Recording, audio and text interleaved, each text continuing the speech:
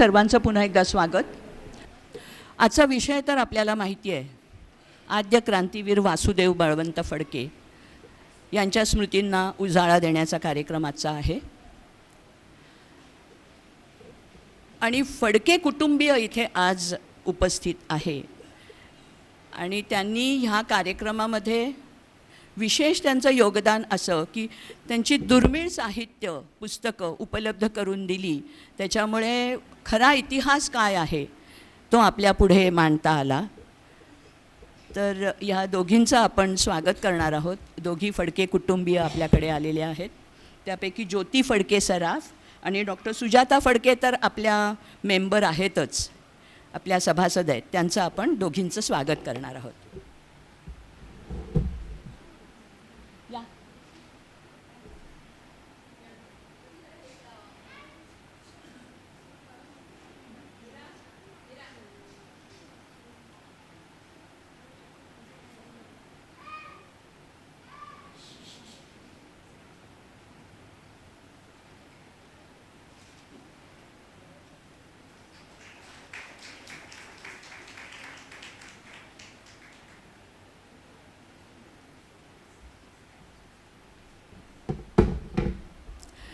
Doctor Sujata Phadke यांना विनंती करते की त्यांनी व्यासपीठावर यावं.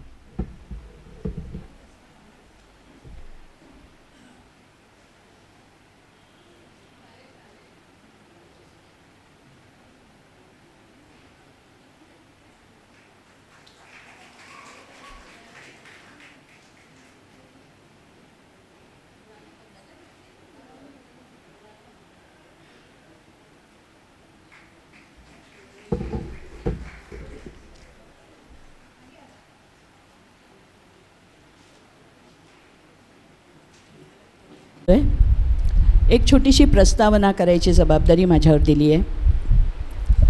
झाले बहु होतील बहु परंतु यासम हाच, हे वचन इतिहासातल्या मोजक्याच व्यक्तिमत्वांना त्यांच्या वाट्याला आलं असं म्हणता येईल. त्यापैकी एक म्हणजे आद्य क्रांतीवीर वासुदेव बळवंत फडके. 4 नोव्हेंबर 1845 ते 17 फेब्रुवारी 1883 असं अवघं 38 वर्षांचं आयुष्य लाभलेला हा मनस्वी आद्य क्रांतीवीर आज 14 दशकांनंतरही जनमानसात आदर, प्रेम आणि अभिमानाच्या स्थानावर विराजमान आहे आणि महाराष्ट्राला त्यांचा खूप अभिमान आहे. ब्रिटिश शासनाच्या जोखडातून भारताला मुक्त करण्याचा एकच ध्यास बाळगलेल्या ह्या महान आत्म्याला तुरुंगात अनन्वित छळ सहन करावा लागला होता. परंतु सुटकेसाठी त्यांनी कधीही माफी मागितली नाही किंवा कधी तसा विचारही त्यांच्या मनाला शिवला नाही. त्या क्रांतीवीराच्या या दैदिप्यमान इतिहासाचा तपशील आज आपण जाणून घेणार आहोत. कारण आपण शालेय शिक्षणात आणि इतर वेळेलासुद्धा जास्त काही यांच्याबद्दल वाचलेलं मला दिसत नाही किंवा पुस्तकं फार कमी आहेत. तर आजचा हा जो इतिहास आहे त्यात तपशील आपल्याला जाणून घेता येईल.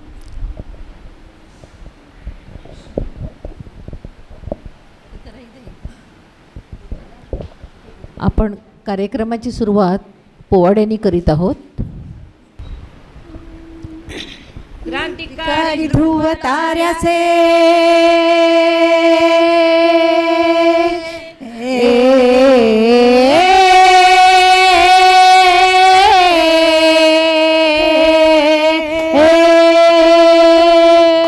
क्रांतिकारी ध्रुव ताऱ्याचे गाती पोवाडे अभिमान आहे भारताला. शिरढोण गावी जन्म झाला, ऐका इतिहास क्रांतिकार्याचा. जी जी जी जी जी जी ऐका इतिहास क्रांतिकार्याचा. जी जी जी जी जी जी खोडकर स्वभाव वासूचा, खोडकर स्वभाव वासूचा, खोडकर स्वभाव वासूचा. चिंता लागून राहिली मातेला, चिंता लागून राहिली मातेला. कसं होईल भविष्य बाळा, कसं होईल भविष्य बाळा.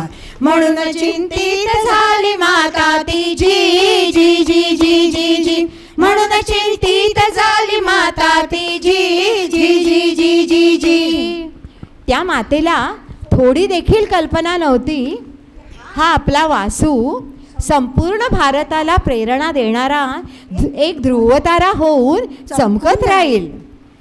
जमजम केली रामोशांची, जमजम केली रामोशांची, ओळी आदिवासी बांधवांची, सुरू झाली चळवळ क्रांतीची, हल्ला केला इंग्रज महाली, पुण्यामध्ये भडका तो उडाला, जी जी जी जी जी जी, पुण्यामध्ये भडका तो उडाला, जी जी जी जी जी जी. अहो, धक्का बसला की हो इंग्रजशाहीला.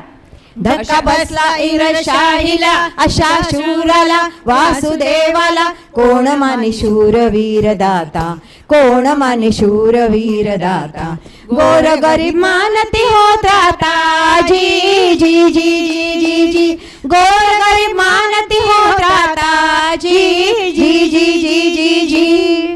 बिमोड करण्या चळवळीचा, मोड करण्या चळवळीचा, बसविण्या सत्तेचा, अटक करण्या वासुदेवाला, अटक करण्या वासुदेवाला, लावले बक्षीस ते समयाला, जी जी जी जी जी जी, लावले बक्षीस ते समयाला, जी जी जी जी जी जी. गाणगापूरहून पलायन केलेले वासुदेव अंगामध्ये ताप असताना अवघ्या एकाच साथीदाराला सोबत घेऊन जीवाच्या आकांताने नदी पार करून एका बुद्ध विहारात मुक्कामी थांबले. पण दुर्दैवाने काही पाठ सोडली नाही. डॅनियल इंग्रज अधिकारी, डॅनियल इंग्रज अधिकारी, तो होता मोठा धाडसी, घेराव टाकून विहारास, घेराव टाकून विहारास, पकडले झोपेतच सिंहास, जी जी जी जी जी जी, पकडले झोपेतच सिंहास, जी जी जी जी जी जी. इथेच थांबत नाही. एडनच्या तुरुंगात असताना हातापायातील साखळ दंडासह निसटला की हो सिंह जाळ्यातून. प्रयत्न त्याचा पुरता फसला. स्वातंत्र्यासाठी त्याने वाहिले देहाला. देशासाठी सर्वस्व अर्पण करणाऱ्या त्या वीराला आमचा त्रिवार मुजरा, आमचा त्रिवार मुजरा, आमचा त्रिवार मुजरा. ठिणगी पडली स्वातंत्र्य कार्याची, जी जी जी जी जी जी, ठिणगी पडली स्वातंत्र्य कार्याची, जी जी जी जी जी जी. जय जयकार वासुदेवांचा, जी जी जी जी जी जी, जय जयकार वासुदेवांचा, जी जी जी जी जी जी, जय जयकार वासुदेवांचा, जी जी जी जी जी जी. आत्ताच आपण क्रांतीवीर वासुदेव बळवंत फडके यांच्या जीवनच पट जवळजवळ ऐकलात आणि हेच आम्ही आमच्या गद्य स्वरूपात सांगणार आहोत. पण अनेक प्रसंग आहेत की ते तुम्हाला चकित करतील. तर असा स्फूर्तिदायक जीवनप्रवास आपण जाणून घेऊया. त्याआधी आपण ऐतिहासिक पार्श्वभूमी त्यावेळेला काय होती ते पाहणार आहोत. 1818 हे वर्ष हिंदुस्थानला राष्ट्रीय शोकाचे, अंतःकरणाला वेदना देणारे वर्ष वाटत होते. कारणच तसं होतं. त्या वर्षी आपल्या देशाचे स्वातंत्र्य नष्ट झाले आणि प्रदीर्घ पारतंत्र्याच्या संकटमय आणि कंटाळवाण्या काळरात्रीला प्रारंभ झाला. 16 नोव्हेंबर 1817च्या मध्यरात्री शनिवारवाड्याच्या इतिहास प्रसिद्ध तटावरून स्वातंत्र्याचा झेंडा खाली खेचण्यात आला आणि इंग्रजांचे युनियन जॅक तटावर फडकू लागले. परंतु हिंदुस्थानातील ब्रिटिश साम्राज्य काही एका दिवसातच प्रस्थापित झालेले नाही. मराठ्यांच्या डळमळत्या साम्राज्यावरील इंग्रजांच्या मुत्सद्देगिरीचे हल्ले त्यापूर्वीच कित्येक वर्षापासून सुरू झालेले होते.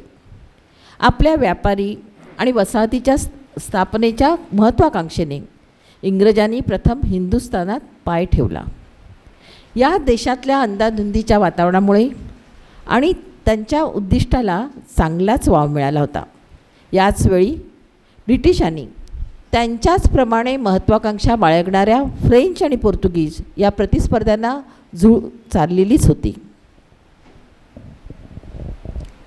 आणि नंतरच हिंदुस्थानाच्या स्वातंत्र्याचा शेवटचा गड असलेल्या मराठ्यांच्या सत्तेवर त्याने तोफा डागल्या.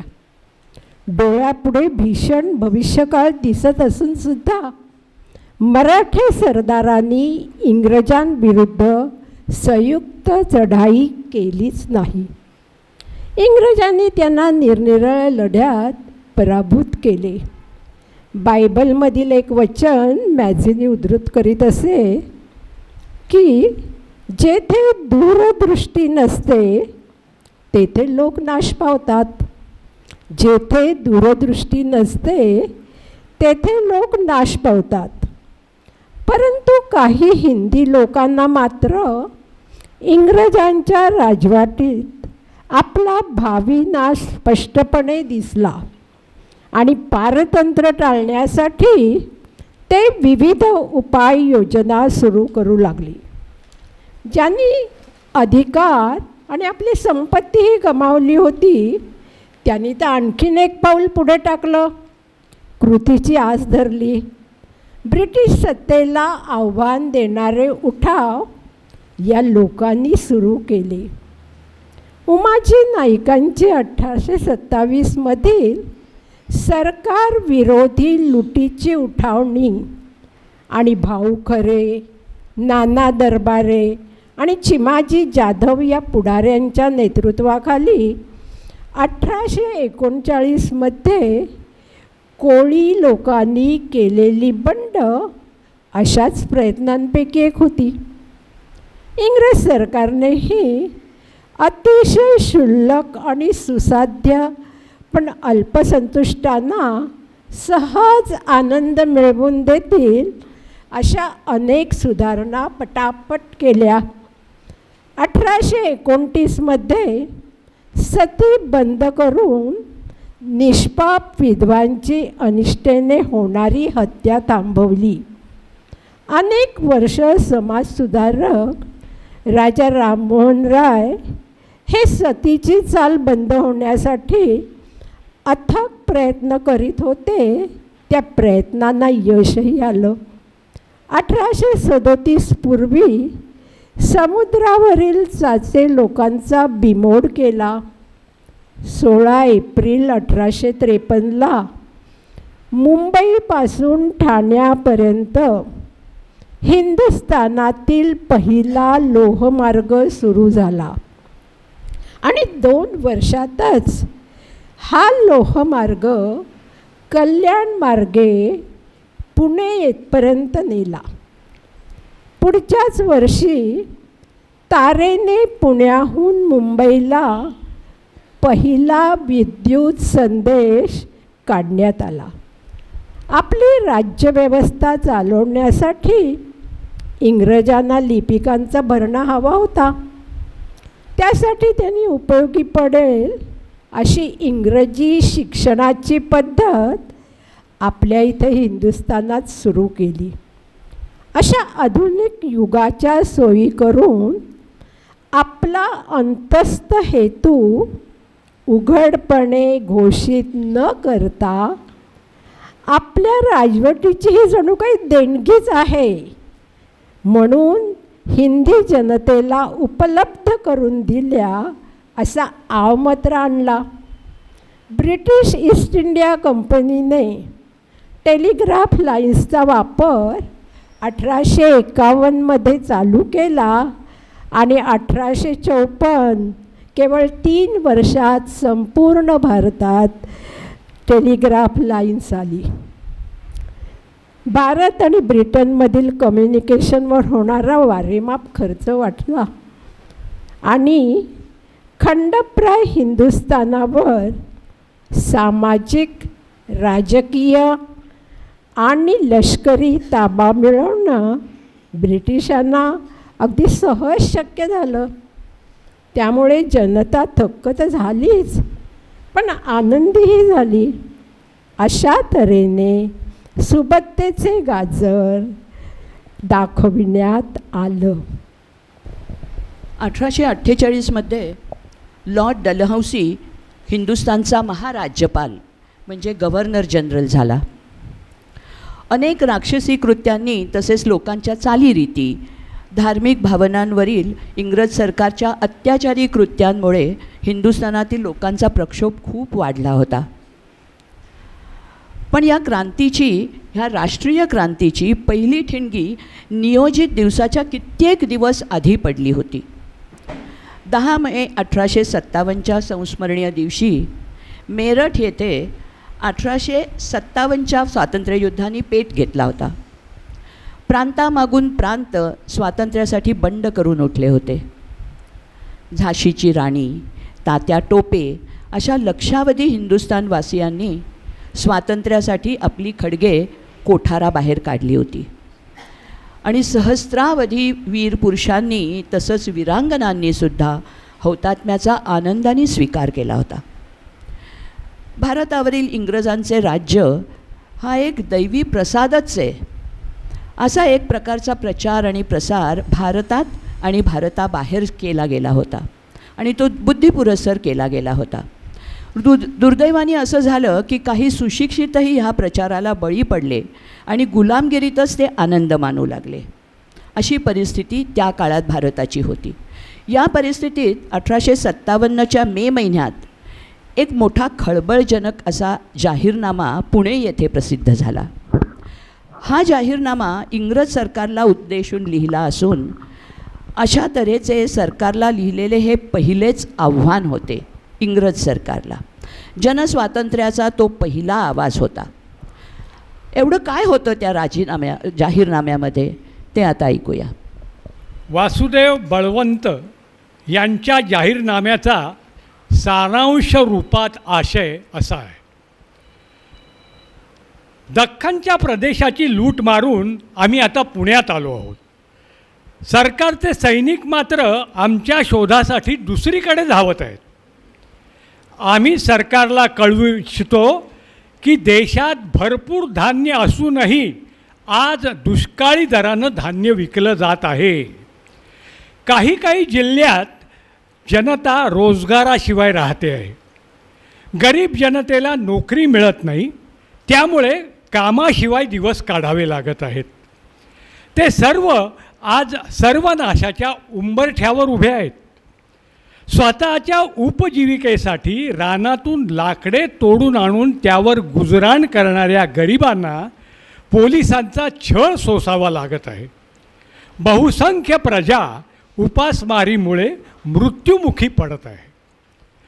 पुढील वर्षी 1877च्या दुष्काळापेक्षाही अतिशय भयंकर दुष्काळ हिंदुस्थानात पडणार आहे, असं आमच्या हिंदू भविष्यवेत्यांचं म्हणणं आहे. म्हणून आम्ही सरकारला बजावू इच्छितो की सर्वसाधारण जनतेकरता मोठी दुष्काळी कामं सुरू केली गेली पाहिजेत आणि स्थानिक लोकांना सर्व उद्योगधंद्यात प्रवेश मिळाला पाहिजे. सरकारी कर कमी केला पाहिजे आणि लठ्ठ पगाराच्या युरोपियन लोकांच्या पगारात कपात केली गेली पाहिजे. व्यापारास उत्तेजन देऊन इथल्याच लोकांना काम आणि अन्न पुरवलं गेले पाहिजे. या गोष्टी जर झाल्या नाहीत तर 1857च्या बंडासारखे युरोपियन लोकांविरुद्ध आणखी एक बंड हिंदुस्थानात उद्भवल्याशिवाय राहणार नाही. लोकच स्वतः जगण्यासाठी प्राणावर उदार होऊन बंड करून निघतील आणि अशा सहस्रावधी लोकांची आम्ही भरती करू आणि ठिकठिकाणी सरकारला जेरीस आणू. हिंदुस्थान सरकारने आता जागे व्हावे आणि शांत चित्ताने आमच्या मागण्यांचा विचार करावा. आणि असे जर झाले नाही तर गव्हर्नर वगैरेंच्या डोक्यासाठी इनाम जाहीर करण्यात येईल. परंतु आमचे उद्दिष्ट साध्य होईपर्यंत आमचा लढा असा चालू राहील. अशी इंग्रज सरकारला जाहीरनाम्याद्वारे आव्हान देणारी व्यक्ती दुसरी तिसरी कोणी नसून देशाभिमानी बंडखोर वासुदेव बळवंत फडके. हिंदुस्थानच्या बहुजन समाजाला बरोबर घेऊन उठाव करणारे ते सशस्त्र जनक्रांतीचे जनक होते. स्वातंत्र्य लढ्याच्या अपयशानंतर स्वातंत्र्याच्या महान युद्धाची पहिली ठिणगी वासुदेव बळवंत फडके यांनीच पेटवली. वासुदेव बळवंत फडके हे 1857-58च्या पराभवानंतर भारतीय क्रांतिकारी चळवळीचे प्रणेते होते. एकाच वेळी सर्व ठिकाणी उठाव व्हावेत अशी वासुदेव यांची इच्छा होती. सुशिक्षित वर्गाने पाठिंबा न दिल्यामुळे ते रामोशी, धनगर असा समाजांकडे वळले आणि स्वतःच्या नेतृत्वाखाली त्यांनी मोहीम सुरू केली. आता क्रांतीची ठिणगी पडण्यापूर्वीचे वासुदेव कसे होते ते पाहू. त्यांच्या वडिलांचं नाव बळवंत अनंत फडके, तर आईचं नाव, माहेरचं नाव भिकुताई बोरगावकर म्हणजेच सरस्वती बळवंत फडके होय. या सरस्वतीबाई अत्यंत स्वरूपवान आणि स्वभावाने करारी होत्या. या दाम्पत्याच्या पोटी शिरढोण येथे 4 नोव्हेंबर 1845 रोजी स्वातंत्र्य चळवळीतील आद्य क्रांतीवीर वासुदेव बळवंत फडके यांचा जन्म झाला. त्यांचा रंग गोरापान, बाळसेदार शरीर, सरळ नाक, निळसर पाणीदार डोळे पाहून सर्वांनाच त्यांचा फार लळा लागला. बालपणी ते अतिशय हूड आणि बंडखोर होते. कोणी अभ्यासाचं नाव काढताच लांब कुठेतरी जाऊन पळ काढीत. त्यांचे इंग्रजीतलं हस्ताक्षर वळणदार होते. तसंच मराठी बाळबोध आणि मोडी लिपीतही सुंदर हस्ताक्षरात ते लिहित असत. पण मुळातच मुळाक्षरे शिकणे व उजळणी पाठ करणे या गोष्टीकडे वासुदेवाचे अजिबात लक्ष नव्हतं. मात्र व्यायामाची त्यांना फार आवड होती. बैलगाड्यांच्या शर्यती लावणे आणि त्या पाहणे हे त्यांना फार आवडत असे.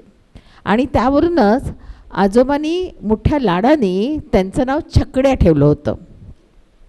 जेव्हा ते 10 वर्षाचे झाले तेव्हा त्यांच्या शिक्षणाची व्यवस्था कल्याण इथल्या सरकारी शाळेत करण्यात आली.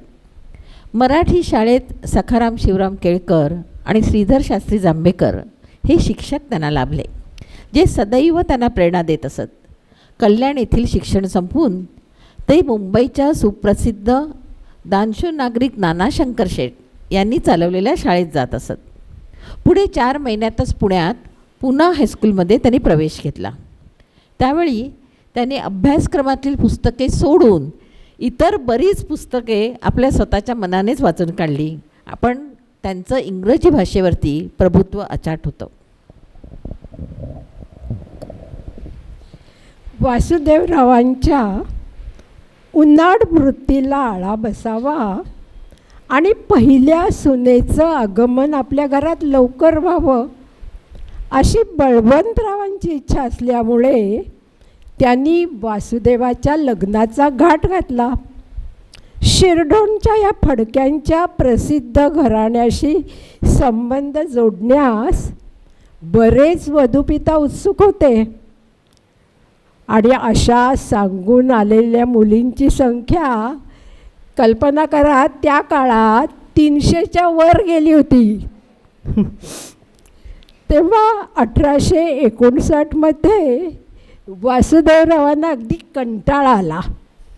कारण त्या काळच्या रीतीप्रमाणे वासुदेवरावांना मांडी घालून बसून वडिलांना मुलीच्या वडिलांना पुस्ती काढून दाखवावी लागे. उलटी परीक्षा होती तेव्हा. त्यामुळे ते अगदी वैतागून गेले. इतक्या मुली सांगून आल्या तरी एकही मुलगी वासुदेवरावांच्या पसंतीस उतरली नाही. लवकरच शिरढोण जवळच्या पानेगावची त्र्यंबक गणेश सोमण यांची मुलगी सई हिची त्यांनी निवड केली. कारण तिचं व्यक्तिमत्व आणि गुण त्यांच्या दृष्टीने सुयोग्य आहेत असं त्यांना वाटलं.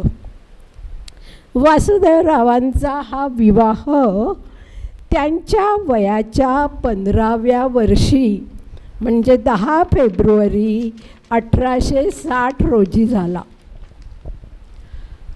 विवाहानंतर लगेचच मध्य रेल्वेच्या कार्यालयामध्ये लेखा परीक्षा विभागात त्यांनी पटकन नोकरी पत्करली. 4 महिन्यातच मुंबईतील सर्वात जुनी आणि सुसज्ज अशी वैद्यकीय महाविद्यालयाच्या ग्रँट मेडिकल कॉलेजमध्ये लेखनिक म्हणून त्यांनी काम करण्यास सुरुवात केली. त्यांची स्वतःची प्रकृती खूप दणकट होती, परंतु मुंबईचं हवामान काही त्यांना मानवलं नाही आणि त्यांना तापाने ग्रासलं. काही काळ मुंबई बाहेर राहून त्यांनी ग्रँट मेडिकल कॉलेजमधली नोकरी सोडून दिली आणि सेना सामुग्री निरीक्षणाच्या कार्यालयामध्ये त्यांनी दुसरी नोकरी घेतली. त्यांच्या कामांनी वरिष्ठांवरती चांगली छाप पाडली होती, कारण अर्थातच त्यांचं इंग्रजीवर प्रभुत्व तर होतंच, पण त्यांचं अक्षरही खूप चांगलं होतं आणि त्यांनी वासुदेवरावांची बदली पुण्याला केली. त्यानंतर मात्र वासुदेवराव कधीच मुंबईत परतले नाहीत, ते पुण्यामध्येच होते. पुण्यात आल्यानंतर 2 वर्षांनी त्यांना पुत्ररत्न प्राप्त झाले. पण 2 महिन्याचा असतानाच दुर्दैवाने बालपणीच त्या बाळाचा मृत्यू झाला. त्यामुळे पुत्रजन्माचा आनंद त्यांना काही फार काळ टिकवता आला नाही, अल्पकाळ टिकला असं म्हणायला हरकत नाही. 1868मध्ये त्यांना कन्यारत्न प्राप्त झालं आणि त्या मुलीचं नाव मथुबाई वासुदेव फडके असं होतं. वासुदेवांचं आराध्य दैवत म्हणजे श्री दत्त. त्यांची पूजा केल्या वाचून आणि गुरुचरित्राचा पोथीचा अध्याय वाचल्यापासून ते कधीही अन्नग्रहण करीत नसत. त्यांनी दत्तलहरी या संस्कृत ग्रंथाचे मराठीत भाषांतर केले आणि 1873मध्ये त्यांनी दत्त महात्म्य नावाचा ग्रंथ प्रकाशित केला. तसेच संपूर्ण ग्रंथ स्वहस्ते लिहिला. आता ऐकूया दत्ताची आरती. करीतो प्रेमे तुझ निरांजन स्थिरवुनिया मन. करीतो प्रेमे तुझ निरांजन स्थिरवुनिया मन. दत्तात्रेया सद्गुरुवर्या, दत्तात्रेया सद्गुरुवर्या, भावार्थे करुणा. करीतो प्रेमे तुझ निरांजन स्थिरवुनिया मन. करीतो प्रेमे तुझ निरांजन स्थिरवुनिया मन. धरणीवर नर पीडित झाले भवरोगे सर्व. काम क्रोधाधिक रिपुवर्गे व्यापुनि सगर्व. योग याग तपदान नेणती असताही अपूर्व. सुलभपणे निज भजने त्यासी, सुलभपणे निज भजने त्यासी उद्धरी जो शर्व. करीतो प्रेमे तुझ निरांजन स्थिरवुनिया मन. करीतो प्रेमे तुझ निरांजन स्थिरवुनिया मन. दुर्वासा विध मौनी जाहला शंभू प्रमथेंद्र. ब्रह्मदेव तो जाहला चंद्र, जाहला उपेंद्र. दत्तात्रेय जोवित निद्र तारक योगेंद्र. वासुदेव यच्चरण चिंतुनी, वासुदेव यच्चरण चिंतुनी हो नित्यानंद. करीतो प्रेमे तुझ निरांजन स्थिरवुनिया मन. करीतो प्रेमे तुझ निरांजन स्थिरवुनिया मन. करीतो प्रेमे तुझ निरांजन स्थिरवुनिया मन. स्थिरवुनिया मन, स्थिरवुनिया मन.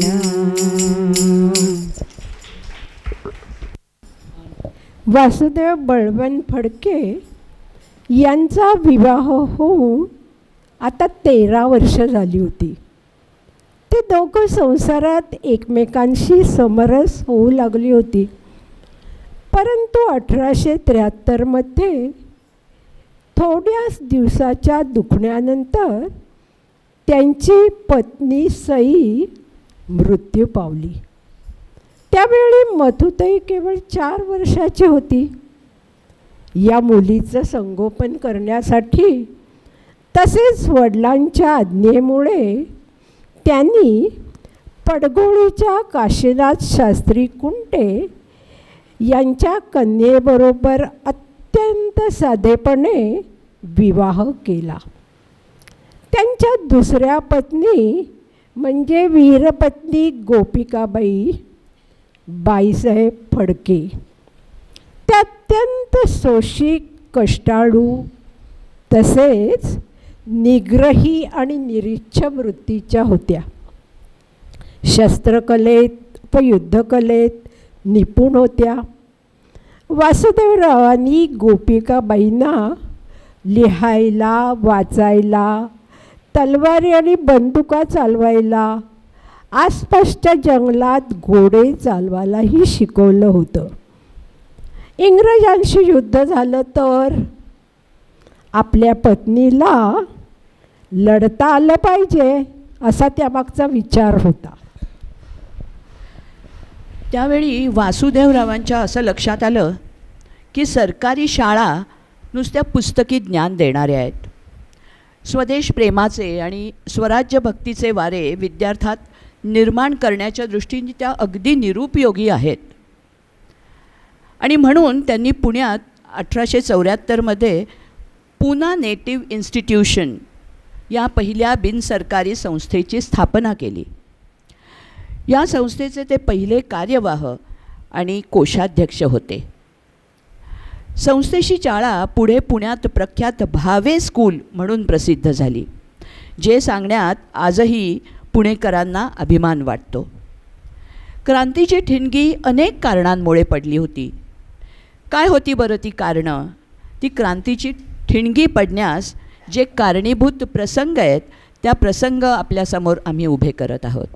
क्रांतीची ठिणगी पडण्यास अनेक प्रसंग कारणीभूत ठरले.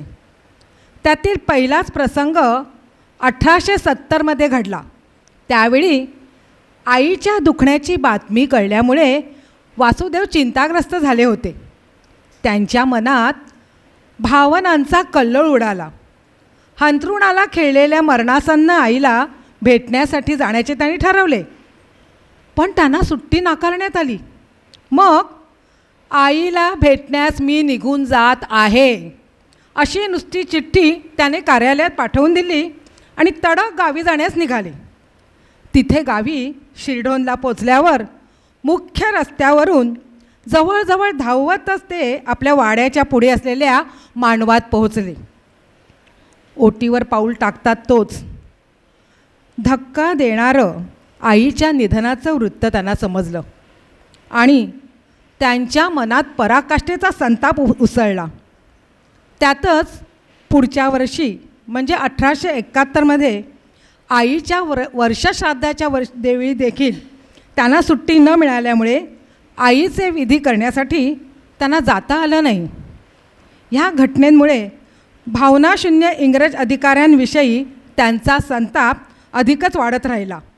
युरोपियन इंग्रज अधिकाऱ्यांवर निकराचा प्रतिशोध घेण्याचा निश्चय त्यांनी केला. प्रेम स्वरूप आई, वात्सल्य सिंधू आई, बोलावू तुझ आता मी कोणत्या उपाई.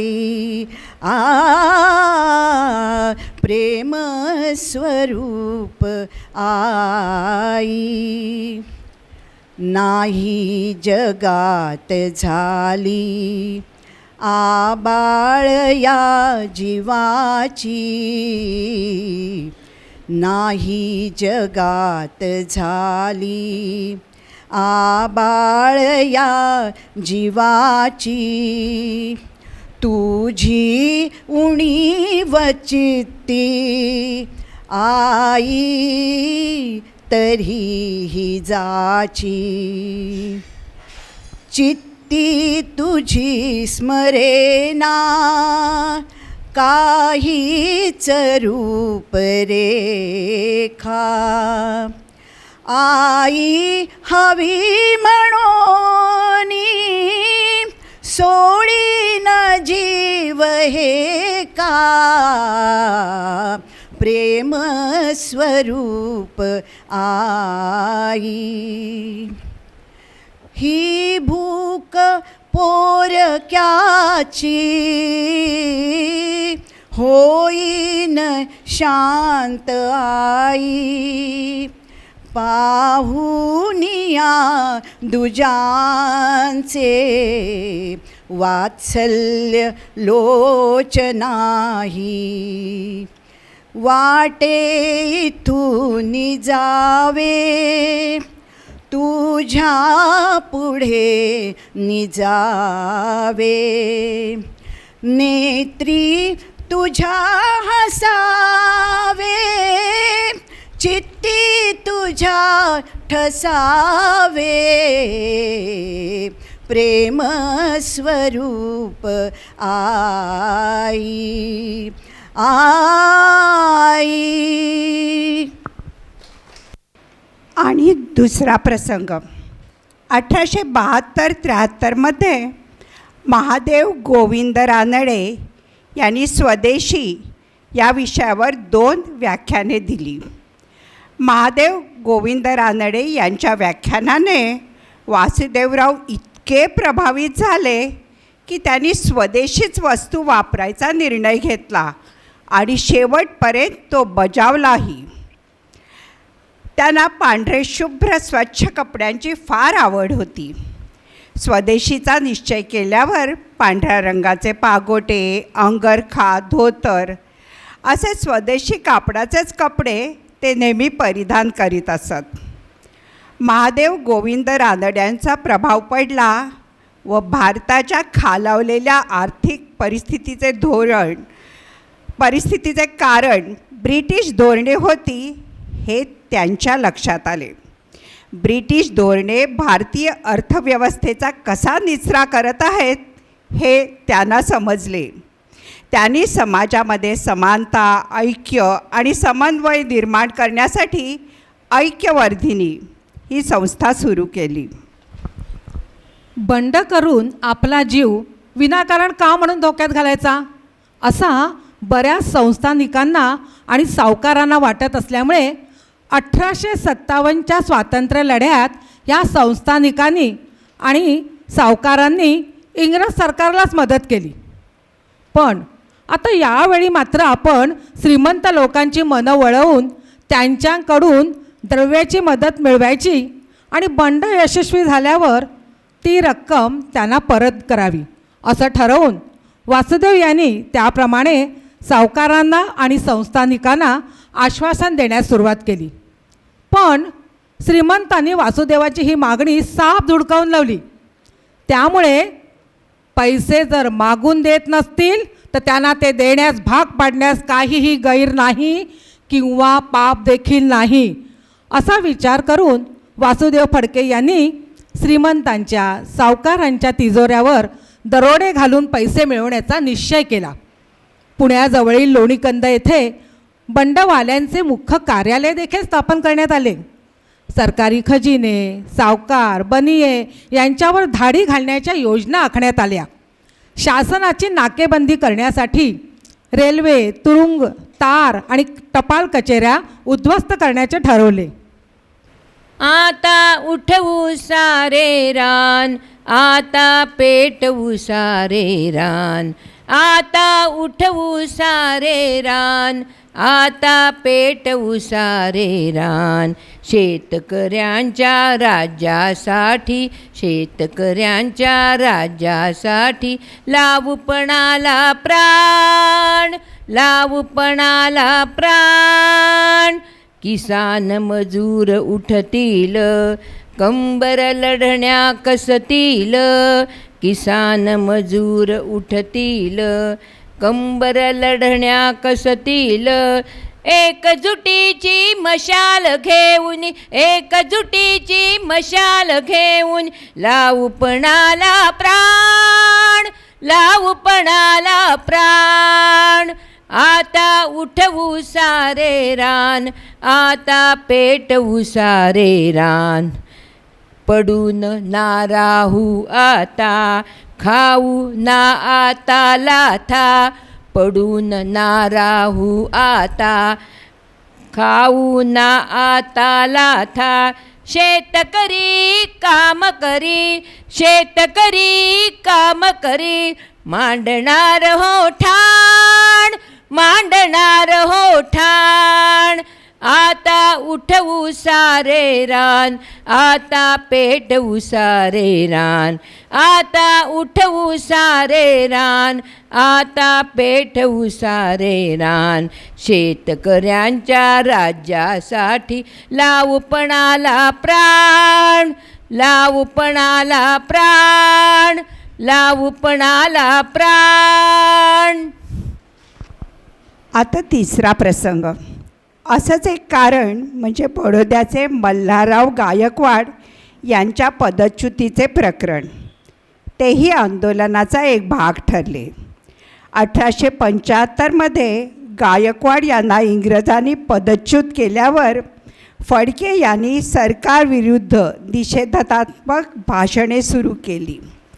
वैध मार्गाच्या आंदोलनाने जनजागृती करून इंग्रज सरकारला हिंदुस्थानातून घालवून देता येणार नाही, तर सशस्त्र बंड करूनच इंग्रज सरकार पाडावे लागेल. पांढरपोशा लोकांकडून या कार्यात आपल्याला पुरेसे सहाय्य मिळणार नाही हे लक्षात आल्यावर त्यांनी अशा लोकांचा नादच सोडला. अशिक्षित असले तरी एकनिष्ठ राहतील अशा खेड्यापाड्यातील जनतेकडे ते वळले. म्हणूनच 1875 साली महाराष्ट्रातील कोळी, भिल्ल, धनगर यांना एकत्र करून ब्रिटिश साम्राज्याचा पाडाव करण्यासाठी एका रामोशी नावाच्या क्रांतिकारक गटाची निर्मिती आणि स्थापना त्यांनी केली. त्यांच्या सशस्त्र लढ्याला आवश्यक तो निधी गोळा करण्यासाठी आणि संकटात सापडलेल्या शेतकऱ्यांच्या मदतीसाठी वासुदेवराव फडके आणि त्यांच्या सहकाऱ्यांनी अनेक सरकारी तिजोऱ्यांवर छापे टाकले. ब्रिटिशांची आर्थिक धोरणे बहुजन समाजाची सामाजिक आर्थिक पिळवणूक आणि दडपशाही यांच्यावर अधिष्ठित आहेत आणि त्याविरुद्ध त्या समाजानेच बंड केले पाहिजे याची जाण असलेला पहिला क्रांतिकारक वासुदेव बळवंत फडके. 1876च्या सुमारास महाराष्ट्रात दंगे उसळले. त्यातच पुढील 2 वर्ष भयंकर दुष्काळ पडला. पिके जळून गेली. सारा मुलूक वाळवंटासारखा दिसू लागला. नद्या, नाले, विहिरी, झरे अगदी कोरडे ठक्क पडले. त्यांच्या काठावरील वनस्पती सुकून गेल्या.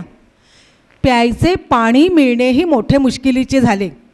त्यातच दुष्काळाच्या मदतीला कॉलरा आणि देवी ह्या भयंकर रोगांनी उग्र स्वरूप धारण केलं. हजारो लोक साथीच्या रोगाने मरण पावले. इंग्रजांच्या राजवटीत शेतकऱ्यांना दुरावस्थेचा मोठा फटका बसला. इंग्रज सरकार मात्र या गोष्टीकडे सदैव दुर्लक्षच करत होते. त्याचवेळी वासुदेव यांनी दख्खन भागाचा दौरा केला. तेथील विध्वंस पाहून लोकांच्या परिस्थितीबद्दल ते अत्यंत अस्वस्थ आणि दुःखी झाले.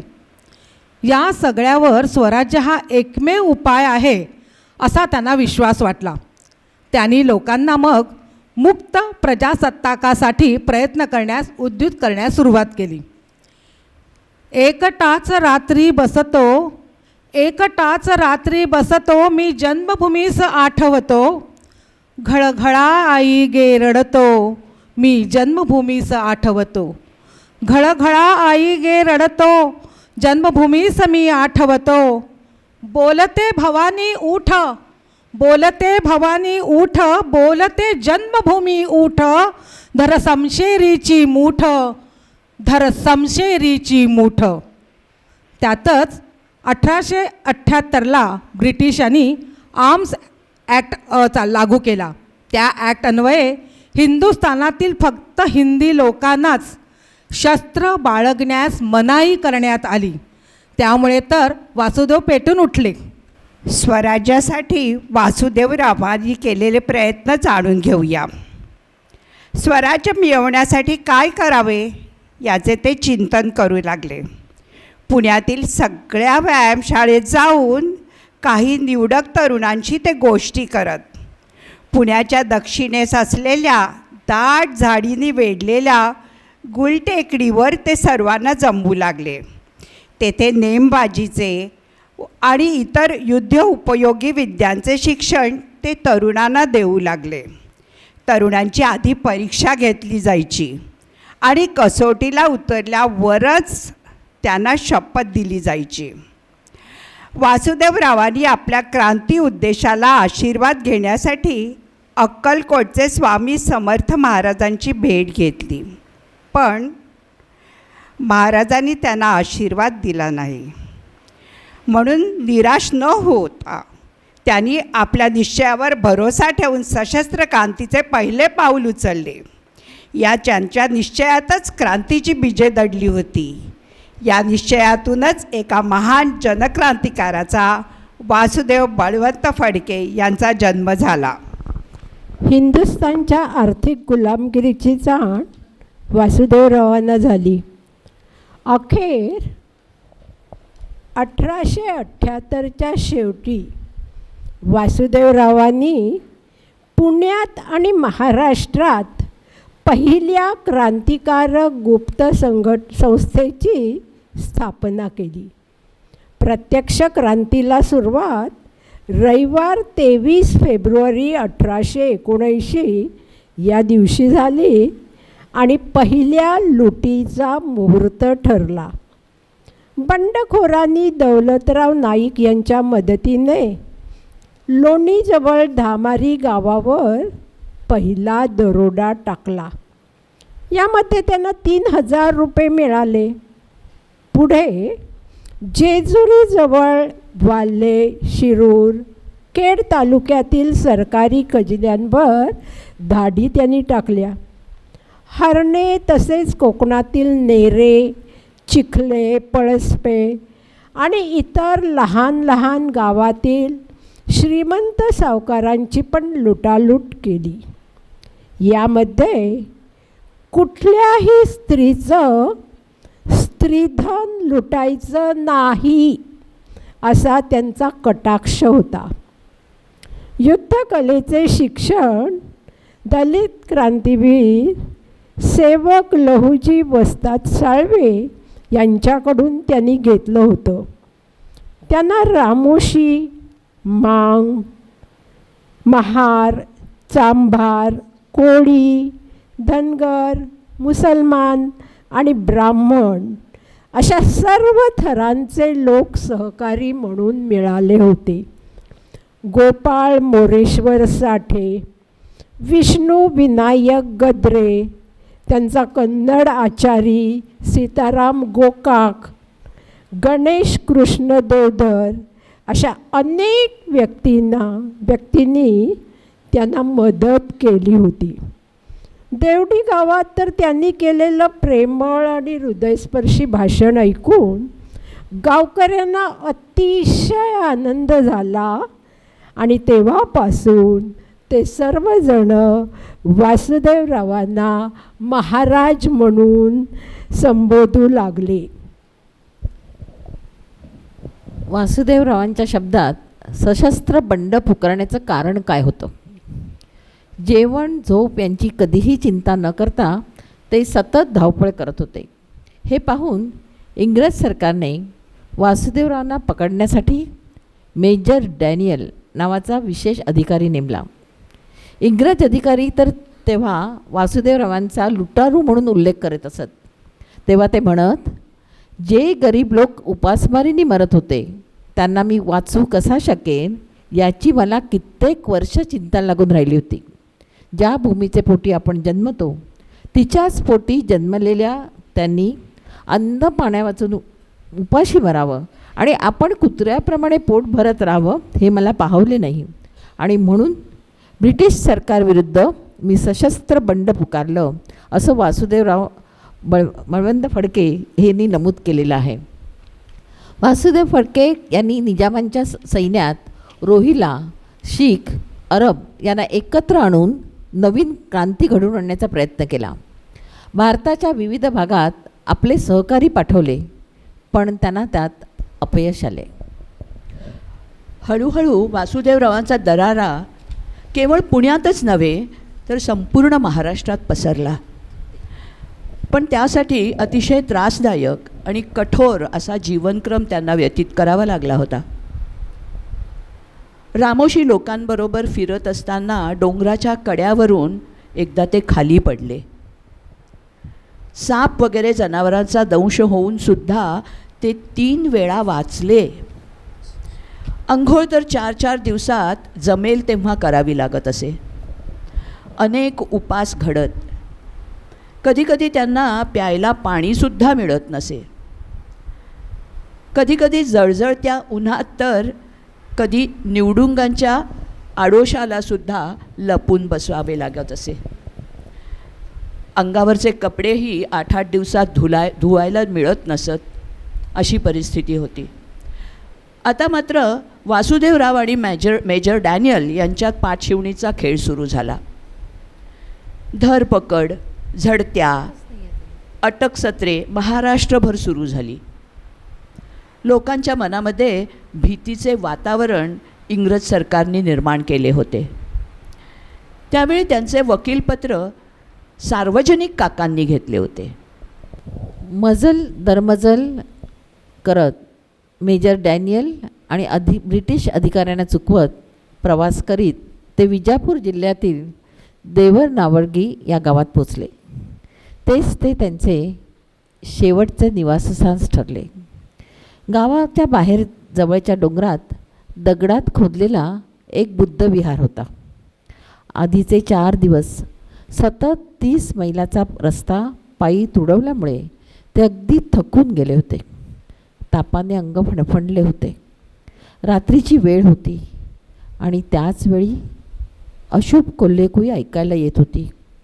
पण तरीही मेजर डॅनियल आपले सावज पकडण्यासाठी तेथे पोचलाच. कापडात गुंडाळून आणलेल्या चोर कंदिलाचा अंधुक प्रकाश त्यांनी बुद्धविहारात फेकला. दोन्ही डोळे विस्फारित करत आत पाहिले. झोपलेल्या त्या कितीतरी प्रवाशांमध्ये झोपलेल्या वासुदेवरावांकडे त्यांचे लक्ष गेलं. डॅनियल वासुदेवरावांच्या रुंद छातीवर जाऊन बसला. त्याही परिस्थितीत वासुदेवराव प्रतिकार करीत होते.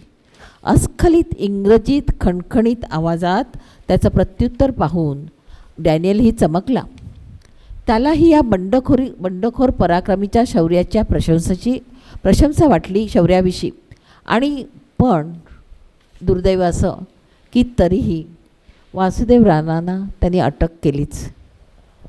20 फेब्रुवारी 1879 नंतर वासुदेव बळवंत फडके यांनी रामोशी, कोळी, भिल्ल, माघ, हरिजन, मुसलमान आदी जाती धर्मातील सहकाऱ्यांना एकत्र करून, हे पुण्याकरता आहे, त्यांनी स्पेशल केलेलं आहे, पुणे परिसरात श्रीमंतांवर दरोडा घालण्यास प्रारंभ केला. पुढे 5 महिन्यातच 20 जुलै 1879 रोजी त्यांना पकडण्यात आलं. देवर नावडगी गावात त्यांना अटक झाली. पुणे कोर्टातील खटल्यात प्राथमिक चौकशीनंतर 7 नोव्हेंबर 1879 रोजी त्यांच्यावर ब्रिटिश सत्तेविरुद्ध बंड पुकारणे, अप्रीती निर्माण करणे, दारुगोळा व शस्त्र गोळा करणे आणि लुटालूट करणे यासाठी आरोप ठेवून जन्मठेपेची व काळ्या पाड्याची शिक्षा ठोठावली. तेव्हा हे जे सगळे दाखवलेले आहेत वकील चित्रात, या वकिलांनी त्यांच्यातर्फे केस चालवली होती, त्यांना मदत केली होती. 9 जानेवारी 1880ला त्यांची तेहरान बोटीतून येमेन एडनला रवानगी झाली. तिथल्या अधिकाऱ्यांच्या ताब्यात वासुदेवरावांना स्वाधीन करण्यात आलं. जणू यमराज्याचेच ते घर. राजकीय अपराधासाठी येमेनसारख्या देशातील एडन येथील तुरुंगात ब्रिटिश सरकारने पाठवलेले ते पहिलेच बंदी होत. तुरुंगात मिळणाऱ्या वागणुकीविरुद्ध त्यांनी आमरण उपोषण सुरू केलं. असा 6 महिने छळ सोसल्यानंतर आता मुकाट्याने छळ सोसायचा नाही असा त्यांनी प्रण केला. तुरुंगातून सुटका करून घेण्याचे त्यांचे बेत सुरू झाले. एडन येथे पोचल्यावर 12 ऑक्टोबर 1880 रोजी रात्री उशिरा त्यांनी तुरुंगाचे लोखंडी दार अक्षरशः खालच्या बाजूनी उपटून काढले आणि तटावर जाऊन खाली उडी मारली आणि पळण्याचा प्रयत्न केला. परंतु दुसऱ्याच दिवशी दुपारी त्यांना ब्रिटिश अधिकाऱ्यांनी पकडलं. परत आणून त्यांना अधिक कडक बंदोबस्तात ठेवण्यात आलं. हातापायामध्ये अधिक वजनदार बेड्याही चढवण्यात आल्या. त्यांचा अतोनात छळ करण्यात आला. तुरुंगात सारा दिवस तेलाच्या घाणीला जुंपत असत. घाणा फिरवताना श्वास जड होई. साऱ्या शरीरातून असह्य कळा निघत. पखालीतीलच पाणी प्यायला मिळत असे. शक्तीबाहेरचे श्रम, वृक्ष अन्न आणि एकांतवास या सर्व गोष्टींचा त्यांच्या प्रकृतीवर फार भयंकर परिणाम झाला आणि ते वारंवार आजारी पडू लागले. शरीर दुर्बल झाले आणि जून 1881 त्यांना क्षयरोगाने पछाडले आणि अखेर तो शेवटचा दिवस उगवला. 17 फेब्रुवारी 1883 त्यांची शुद्ध हरपली. डॉक्टरांनी खूप उपाय केले पण ते व्यर्थ ठरले. त्यांना लागलेली घरघर बंद होऊन सर्वच शांत झाले. इंग्रज सत्तेला आव्हान देणारा हिंदी क्रांतिकारक एडन येथे किल्ल्यातील तुरुंगात मृत्युमुखी पडला होता. यज्ञी जानी देऊनी निज शिर घडले मानवतेचे मंदिर परिजयांच्या दहनभूमीवर परिजयांच्या दहनभूमीवर नाही चिरा नाही पणती तेथे कर माझे जुळती तेथे कर माझे जुळती तेथे कर माझे जुळती. ब्रिटिशांनी लादलेल्या आर्थिक, सामाजिक आणि राजकीय गुलामगिरीविरुद्ध जनसंघर्षाचं अस्त्र उगवणारा हाच पहिला क्रांतिकारक वासुदेव बळवंत फडके. आणि त्यानंतरचा दुसरा नेता म्हणजे बाळ गंगाधर टिळक. या टिळकांनी वासुदेवरावांकडूनच शस्त्राचं शिक्षण घेतलं होतं असं इतिहास सांगतो. वासुदेवरावांच्या जीवनातील काही अविस्मरणीय आठवणी बघूया आपण. स्वराज्य आणि स्वराज्य याशिवाय दुसरे काहीच त्यांना दिसत नव्हते. स्वराज्य हा एकच ध्यास त्यांना होता आणि त्या स्वातंत्र्याच्या अग्निकुंडात उतरण्यापूर्वी त्यांनी आपल्या पत्नीला गोपिकाबाईंना त्यांच्या वडिलांचे निधन झाले असल्यामुळे जुन्नरला मामाकडे पाठवले होते. तेव्हा फक्त गोपिकाबाई म्हणाल्या, फक्त प्रकृतीला जपा असं घळघळा अश्रू ओघळत त्यांनी सांगितले आणि त्यांच्या चरणांची धूळ आपल्या मस्तकी लावली. आता आपण दुसरी आठवण पाहूया. हरणे गावात एका वाण्याच्या घरावर हल्ला केला असता घरातील पुरुष मंडळी पळून गेली, पण एक स्त्री हातात तलवार घेऊन खंबीरपणे उभी राहिली. तिचं शौर्य आणि धैर्य पाहून वासुदेवराव अगदी प्रसन्न झाले. म्हणाले, घरोघरी अशा स्त्रिया निघतील तर हा देश सोडून इंग्रज ताबडतोब पळून जातील. अशा शौर्य आणि धैर्य दाखवणाऱ्या त्या स्त्रीचं त्यांनी कौतुकही केलं. तिसरी अविस्मरणीय अशी आठवण म्हणजे ठिसूबाई नावाच्या उंच पर्वत श्रेणीवर मेजर डॅनियलने सेनापती दौलतराव यांच्यावर बंदुकीच्या गोळ्या झाडल्या होत्या. त्यात त्यांना वीरमरण आले. वासुदेवरावांना अपार दुःख झाले. निराशेंनी त्यांना पुरते घेरले होते. जणू आपला उजवा हातच गेला आहे असं त्यांना वाटत होतं. दौलतरावांचा हा मृत्यू फडके यांच्या बंडाला फार मोठा धक्का होता. समर्थन गमावल्यामुळे त्यांना दक्षिणेकडे मल्लिकार्जुन मंदिराकडे त्यांनी कूच केलं. नंतर वासुदेवरावांनी नवीन लढा सुरू करण्यासाठी पुन्हा सुमारे 500 रोहिल्यांची भरती केली आणि पुढे लढा सुरू ठेवला.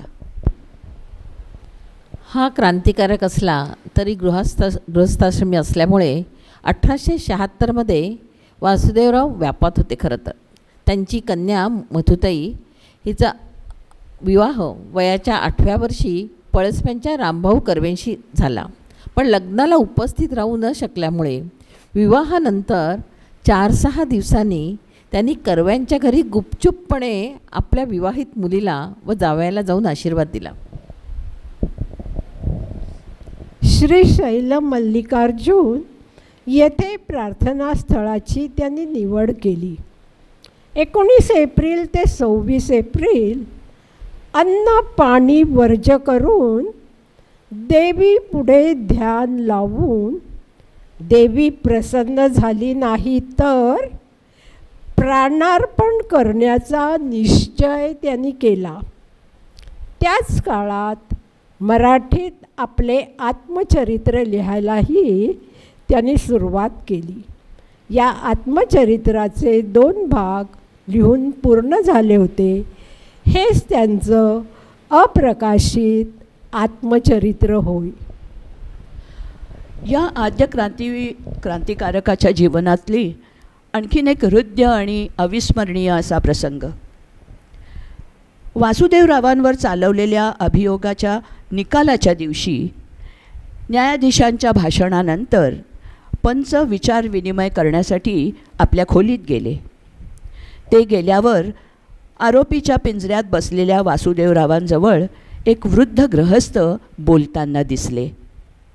मृत्यूच्या छायेखाली असलेल्या बंडखोर वासुदेवाचे शेवटचे दर्शन घेण्यासाठी ते शिरढोणहून सकाळपासून मुद्दाम आले होते. पण पुत्राला होणाऱ्या शिक्षेचा ताण वृद्ध मनास सहन होणार नाही म्हणून पंच येण्याआधीच ते भेट संपवून माघारी खिन्न अंतःकरणारे जड पावलांनी निघून गेले. कोण होते ते? ते होते त्यांचे पिता, अर्थातच बळवंतराव फडके. या क्रांतिकाराच्या अंगी किती देशभक्ती होती ह्याचं एक आता उदाहरण पाहूया. एडनला जाताना आगबोटीचा धक्का जवळ आला. तेव्हा वासुदेवराव क्षणभर थांबून खाली वाकले. एक ओंजळभर माती आपल्या कुडत्यात त्यांनी बांधून घेतली आणि आनंदाने उद्गारले की ही माती माझ्याजवळ असली तर म्हणजे मला कुठेही आनंदच मिळेल. ही माझी पुण्यभूमी आहे आणि शेवटच्या घडीला मात्र मी ही माती माझ्या सर्वांगावरती धारण करीन. त्यांची ही देशभक्ती पाहून इंग्रज अधिकारी देखील गहिवरले. त्यांनी माती देऊ केली त्यांना आणि तेव्हा कुसुमाग्रजांच्या या स्फूर्तिगीताची आठवण येते. आपल्या सर्वांना हे गीत माहीत आहे. त्यामुळे या गीताच्या अनुषंगाने आपल्याला वासुदेवराव बळवंतांचं कसं त्यावेळेला त्यांना कसं वाटलं असेल हे आपल्याला कळू शकेल. हां. कशास आई भिजविसी डोळे उजळ तुझे भाल रात्रीच्या गर्भात असे उद्याचा उषक्काल. हे आपल्याला सगळ्यांनाच माहिती आहे. तर आपण आता ऐकूया. यानंतर आपण पाहणार आहोत वासुदेव बळवंत फडके आणि त्यांनी उभारलेली त्यांच्या स्मरणार्थ उभारलेली स्मारके, गौरव आणि स्मृतिचिन्हे. कशास आई भिजविसी डोळे उजळ तुझे भाल कशास आई भिजविसी डोळे उजळ तुझे भाल रात्रीच्या गर्भात उद्याचा असे उषक्काल रात्रीच्या गर्भात उद्याचा असे उषक्काल सरणावरती आज आमुची पेटतात प्रेते उठतील त्या ज्वालातून भावी क्रांतीचे नेते लोहदंड तव पायामधले खळाखळा तुटणार आई खळाखळा तुटणार गरजा जय जयकार क्रांतीचा गरजा जय जयकार. आता आपण स्मारके आणि गौरव चिन्ह जी आपल्याला माहीत आहेत ना ती पाहूया. पुण्यात चाललेल्या खटल्यादरम्यान वासुदेव फडके यांना संगम पुलाजवळ एका कोठडीत ठेवण्यात आले होते. स्वातंत्र्यानंतर महाराष्ट्र पोलीस यांच्या गुप्तचर खात्याने तेथे स्मारक उभारले आहे. पहिल्या चित्रात स्मारक होतं आणि दुसरं आत्ता हे जे चित्र आहे याच्यात आतून ते स्मारक कसं आहे, आतून काय काय दाखवलं आहे त्यांचा इतिहास, ही सगळी चित्र आहेत त्याची. आता पाहूया. क्रांतीवीर वासुदेव बळवंत फडके नावाचा विश्राम बेडेकर दिग्दर्शित चित्रपट प्रसिद्ध झाला होता 1950 साली. 1984 साली भारतीय टपाल खात्याने वासुदेवराव फडक्यांचे चित्र असलेले 50 पैशाचं तिकीट प्रकाशित केलं होतं. तसंच मेट्रो सिनेमाजवळचं एक चौक आपल्याला माहिती आहे, वासुदेव बळवंत फडके, आपण सगळे जाणतातच. वासुदेव बळवंत फडके यांचे तैलचित्र भारताच्या संसदेमध्ये डिसेंबर 2004 रोजी लावण्यात आलं. हे संसदेत लावण्यात येणारे शेवटचे व्यक्तिचित्र असेल, शेवटचं व्यक्तिचित्र असं ठरवण्यात आलं. आणि आपल्याला गर्वाची बाब म्हणजे आपल्या पार्ल्यातील प्रसिद्ध चित्रकार सुहास बहुलकर यांनी हे चित्र रंगवलं आहे. आज त्यांचा दुसरीकडे कार्यक्रम आहे, ते जमले तर येणार होते आत्ता, पण ते अजून आले नाही, त्याअर्थी कार्यक्रम संपलेला नसावा. गजेंद्र अहिरे दिग्दर्शित वासुदेव बळवंत फडके हा मराठी चित्रपट डिसेंबर 2007 प्रकाशित झाला होता. त्यामध्ये रमेश देव यांच्या पुत्रांनी काम केलं होतं. वासुदेव बळवंत फडके यांचं नाव, त्यांचं कार्य आणि त्यांची जनक्रांतीची उर्मी कायम स्मरणात राहील अशीच आहे. सर्व जाती, धर्म आणि पीडित अशा जनसमुदायासाठी स्वातंत्र्यासाठी सशस्त्र संग्राम आणि त्यांच्या सहभागाने होणारा ब्रिटिश धनशक्तीला त्यांनी सत्तेला आव्हान दिलं होतं. आणि हाच तो जनक्रांतिकारक आणि पहिला क्रांतीवीर. महाराष्ट्र, कर्नाटक आणि केरळ या प्रांताच्या पलीकडे त्यांच्या क्रांतीची ठिणगी जनक्षोभाला आवाज देऊ शकली नाही. परंतु त्यांच्या क्रांतीच्या प्रयत्नामागचा मानवतावाद हा आश्चर्यकारक आहे. समाजसुधारक आणि अर्थशास्त्रज्ञ महादेव गोविंद रानडे यांच्या शिकवणीचा प्रभाव त्यांच्या कृतीत उतरला.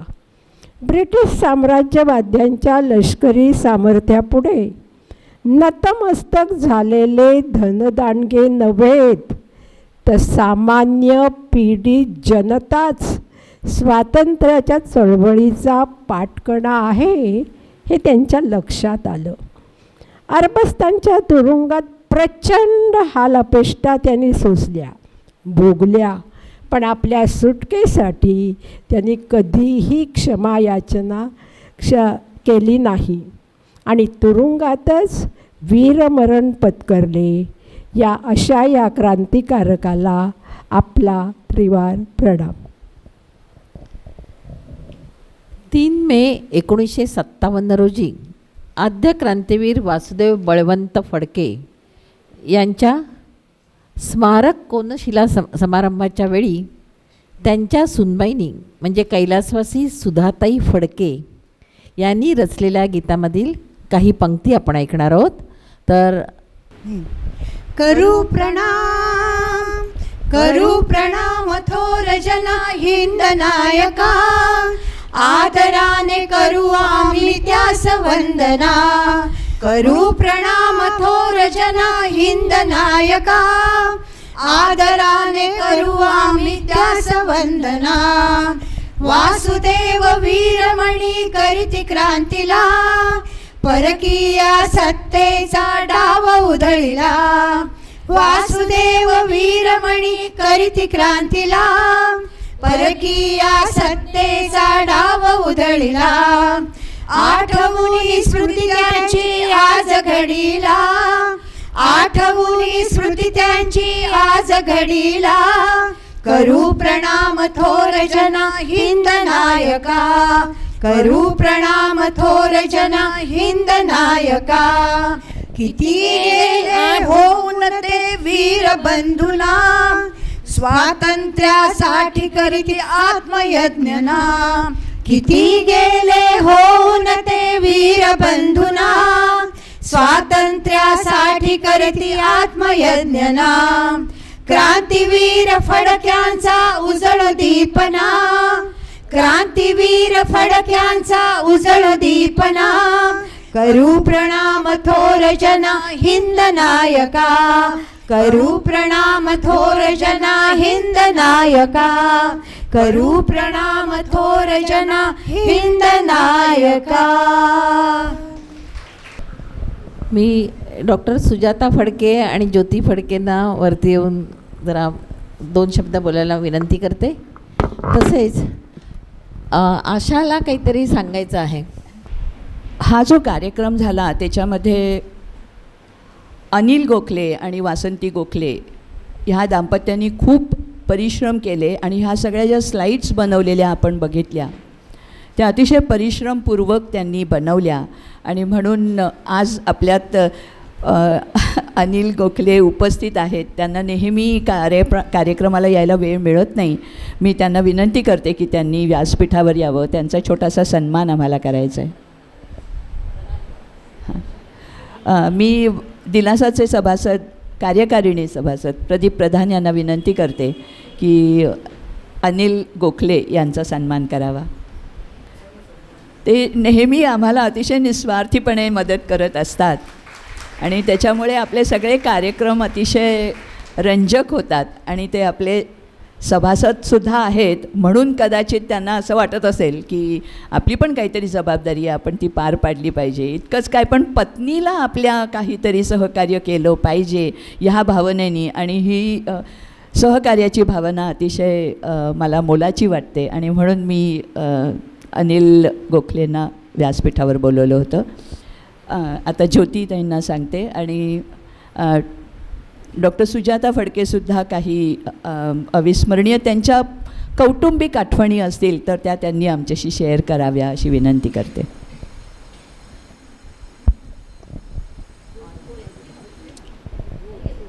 नमस्कार. आम्हाला इकडे बोलावल्याबद्दल आम्हाला इकडे बोलावल्याबद्दल आणि अतिशय सुंदर कार्यक्रम सादर केल्याबद्दल तुमच्या सगळ्यांचे आभार आणि त्याच्याकरता घेतलेली मेहनत ही या तुमच्या सगळ्या कार्यक्रमातून दिसत होती. Thank you very much. दिलासा केंद्राने अभ्यासपूर्वक खूप मेहनत घेऊन इतका उत्तम कार्यक्रम ऐकला, पाहायला आणि त्याचं मन भरून आलं आहे. आणि मला वाटतं वासुदेव बळवंत फडक्यांपर्यंत हे पोचलं असेल. जे आज केलं आहे तुम्ही सगळ्यांनी मेहनत घेऊन ते आज त्यांच्या आत्म्यापर्यंत नक्की पोचलं असेल. आणि ह्याचा त्यांच्या पुढे आम्ही काहीच काम करत नाही आहोत. थोडंफार जे काही करावं असं वाटते ते करत आहोत, पण ते समाजासाठी करत आहोत. आणि दुसरं माझ्या सासूबाई सरलाबाई शिवराम फडके, जसे वासुदेव बळवंत फडक्यांकडे एक धडाडी होती तशी माझ्या सासूबाईंकडे होती. आणि त्यांनी त्या काळामध्ये गरिबी होती, शिरढोणला त्या वारंवार जायच्या, तिथल्या बायकांना सगळ्यांना एकत्र करून पापड वगैरे हे करून घ्यायच्या, लाटून घ्यायच्या. पण त्यांनी स्वतःच्या काही वेळेला बांगड्या 2 विकल्या, त्या पैशातनं 2-3 मुलींची लग्न लावून दिली शिरढोणमध्ये, की ज्यांना शक्य नाही आपल्या मुलींची लग्न लावायला. परत मेहनत करून शिवणकाम करून स्वतःच्या बांगड्या तयार केल्या. अशी तरी 4-5 लग्न लावून दिलेली आहेत. आणि अत्यंत मेहनती होत्या, खूप खूप करारी होत्या. माझे सासरे त्यांना कधी कधी इन्स्पेक्टर किंवा पोलीस कमिशनर म्हणायचे, एवढी त्यांच्याकडे धडाडी होती. आणि अत्यंत जसे वासुदेव बळवंत फडके गोरेपान आणि देखणे होते, तसे आमच्याकडचे सगळे लोक खूप गोरेपान. आणि मुख्य म्हणजे आमच्या सगळ्यांमध्ये आम्ही वासुदेव बळवंत फडक्यांचे वारसदार पुढे आहोत ह्याचा सार्थ अभिमान आहे. आणि त्याचा सार्थ अभिमान आमचा जास्त दुणावला दिलासा केंद्रामुळे. थँक्यू, अभिमान वाटतो आहे. आणि त्याचबरोबर अत्यंत कौतुक वाटते की तुम्ही आम्हाला या इथे बोलावलं आणि आम्हाला आमच्याच ह्याचं परत परत छान बघता आलं, ऐकता आलं. आणि ही माझ्या मोठ्या दिरांची मुलगी ज्योती फडके, आणि ह्यांनीसुद्धा त्या शिरढोणला त्यांचं स्वतःचं घर बांधलं आहे. आणि तिथे जाऊन दोघं, ती आणि तिचं यजमान म्हणजे आमचे जावईसुद्धा भरपूर काम करत आहेत. तिथे आम्ही वाचनालय चालवतो आहे, बालवाडी चालवतो आहे, की तिथल्या शिरढोणमधल्या लोकांना किंवा मुलांना शिक्षण मिळावं ह्या दृष्टीने आम्ही थोडाफार प्रयत्न करतो आहे. थँक्यू, धन्यवाद. नमस्कार. मला वाटतं आपल्या सर्वांना जो सगळा इतिहास माहिती आहे त्याच्यामध्ये वासुदेव बळवंत फडके फक्त एक क्रांतिकारक, सशस्त्र क्रांतिकारक एवढीच ओळख आपल्याला होती त्यांची. पण आज त्यांच्या पूर्ण जीवनाचा इतिहास वासंतीताई आणि श्री गोखले यांनी सगळ्यांनी उलगडून दाखवला. त्याबद्दल प्रथम त्यांचे खूप खूप आभार. अशा तऱ्हेने आपल्याला हे क्रांतिकारक काय होतं ते समजलं. आणि आपण जरी वाचलं ना तरीसुद्धा हे जे त्यांनी चित्र उभं केलं गाण्याच्या स्वरूपातसुद्धा त्यांनी पुष्कळ मेहनत घेतलेली आहे. आणि त्याबद्दल त्या सगळ्यांचे आभार. असेच कार्यक्रम मला वाटतं परत परत केले जावेत दिलासामध्ये. आणि मला वाटतं तसं रश्मिताईंच्या पुढाकाराने किंवा आशाच्या पुढाकाराने हे कार्यक्रम आपल्याला पाहायला मिळतील अशी मी आशा करते. तुमचे सर्वांचे सुद्धा आभार की इतक्या शांतपणे, इतका सिरियस होता खरं म्हणजे आजचा कार्यक्रम. नेहमीचे आपले जे असतात त्या कार्यक्रमाच्या थोडंसं विरुद्ध होता हा कार्यक्रम. पण ह्याच्यामध्ये सुद्धा तुम्ही खूप रस घेतलेला आहे, इंटरेस्ट घेतलेला आहे आणि शांतपणे हा कार्यक्रम तुम्ही ऐकलात आणि प्रोत्साहन दिलं. आणि अगदी सगळे भारावून गेलो हे सगळं ऐकून असं मला वाटतं. माझं फिलिंग तरी असं आहे की खूप भारावून गेल्यासारखं फिलिंग आहे. आणि दुसरा आभार मानायचे आहे ते सुजाताताई. सुजाता फडके आज इथे आल्या. आणि हिचं नाव काय? ज्योतिताईंना मी पहिल्यांदा भेटले. पण सुजाताताई आमच्या जवळच्या मैत्रीण आहेत असंच म्हणायला हरकत नाही.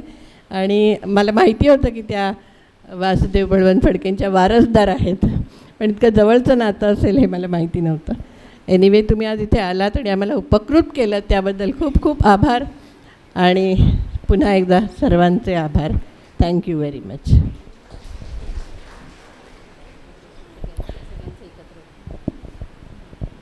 मागा जाऊ नको, इकडे फोटो काढा जरा. एक मिनटं.